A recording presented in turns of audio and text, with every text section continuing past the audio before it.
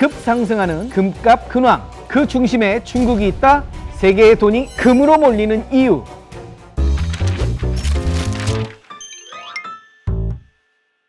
지금 팔까 살까 고민하는 거 하나쯤 있으시죠? 요즘 가장 뜨겁게 대세로 떠오른 자산이 있습니다. 진짜 금값이 된 금인데요. 다들 금 사셨어요? 저는 쌍둥이 태어났을 때 20살 되면 술값하라고 10돈씩 사줬는데 더 사줄 걸 그랬나? 금이 역대 최고가를 기록했잖아요. 2024년 8월 국제 시세를 보니까요, 1트로이 온스당 사상 처음으로 2,500달러를 돌파했습니다. 2023년 4분기 이후 국제 금융시장에서 가파른 상승세를 보였는데요.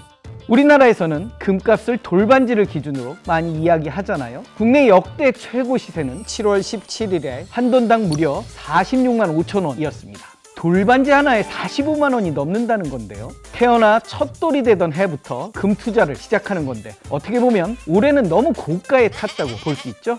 저 20대 때는 금반지 한 돈당 3만 원대였거든요. 그래서 결혼할 때 다이아 반지를 250만 원에 했는데 금가락지를 4돈을 서비스로 줬거든요. 지금 몇십 년 지나고 보니까 금가락지 가격이나 다이아몬드 가격이나 비슷해지는 그런 상황이 됐습니다. 금을 사재기 한다는 소식들도 속속이 들려왔습니다. 우리나라에서는 금값 폭등 소식에 한국금거래소 홈페이지가 마비되기도 했는데요. 베트남에서는 아침부터 은행 오픈런이 일었다고 합니다. 날이 맑든 흐리든 금을 사려는 사람들이 길거리에 줄을 섰다고 하고요. 차익을 노리는 투자자들은 대신 줄을 서주는 사람을 고용하기도 했답니다. 중국에서는요, 청년들 사이에서 금콩 사재기가 유행했습니다. 금콩은 무게 1g에 개당 600위안, 약 12만 원이면 살 수가 있어서 비교적 접근이 쉬운 편이거든요. 청년들이 금거래 최대 소비 세대로 올라설 정도로 많이 찾는다고 해요. 최근 금이 왜 이렇게 핫한지 봤더니요, 금값이 오르고 내리는데 중요하게 작용하는 지표들이 있습니다. 금값이 오르는 이유, 첫 번째, 인플레이션인데요. 코로나19 확산 이후 물가가 급격히 올랐잖아요. 물가가 오르면 그만큼 화폐 가치는 떨어집니다.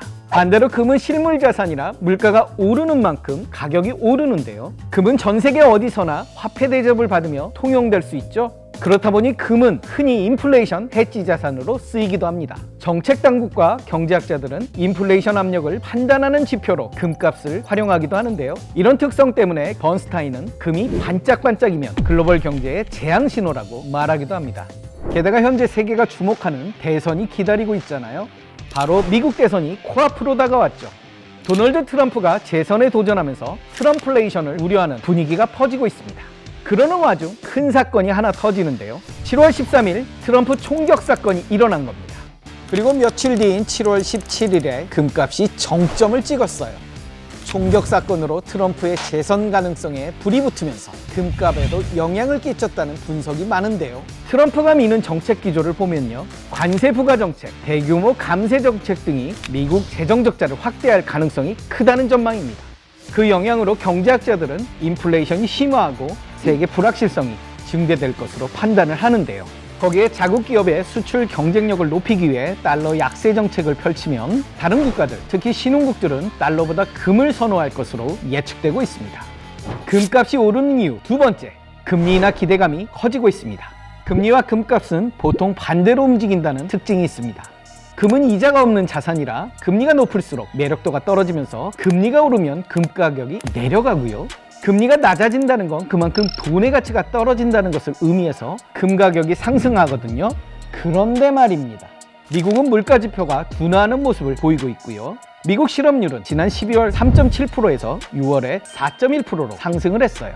노동시장에서 고용 둔화와 구직자 증가 현상이 나타나고 있습니다. 일각에서는 경기 침체 우려도 제기하는 상황이라서 연준의 금리 인하가 임박했다고 보는 시각이 많은데요. 파월 의장도 올해 말 금리 인하 가능성이 높다, 인플레이션이 2%에 완전히 도달할 때까지 기다릴 필요는 없다 라며 금리 인하를 예견하는 말들을 남겼습니다. 금값이 오르는 이유 세 번째, 지정학적 리스크도 큰 영향을 끼칩니다. 2023년 말 금리와 금값 그래프는 평소와 좀 다르게 움직였어요. 금리가 높은데 금값도 같이 상승을 한 건데요.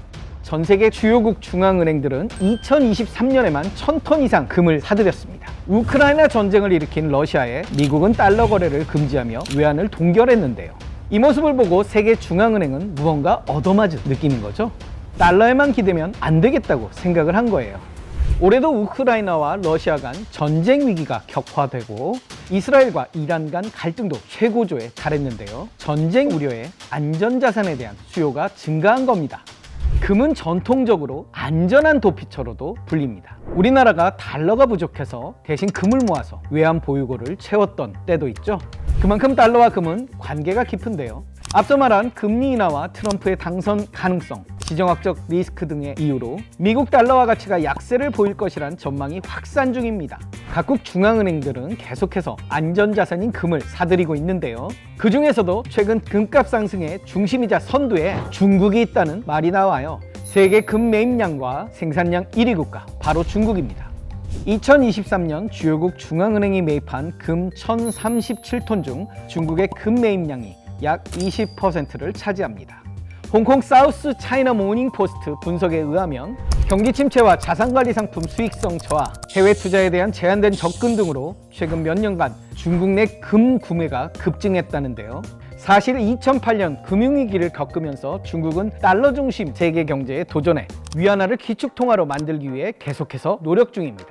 미국과 중국은 세계 경제 규모 1, 2위를 다투고 있는 나라입니다. 그런데 현재 두 나라에서는 무역 전쟁이 이어지고 있죠. 중국이요, 미국과 갈등 속에서 달러 패권으로부터 독립하기 위해 금을 어마어마하게 사들이고 있어요. 트럼프가 재선하면 미국과 중국 관계는 더 악화될 전망인데요. 세계 경제도 관련해 악영향을 피할 수 없을 것으로 보고 있습니다.